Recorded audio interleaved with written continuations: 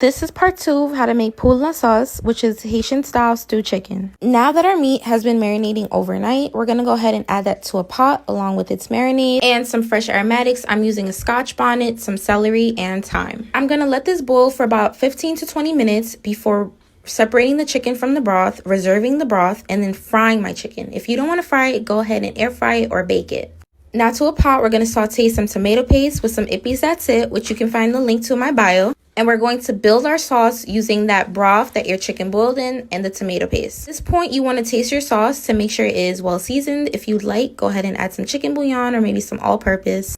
Add your chicken into the sauce and baste your chicken and then cover it and let that cook for additional 20 minutes. Uncover, adding your sweet bell peppers along with your onions, fresh aromatics. I'm using thyme, parsley, and a Scotch bonnet that I did go ahead and pierce some holes into. Cook your onions and peppers to your desired doneness. Ippy, that's it. Bye.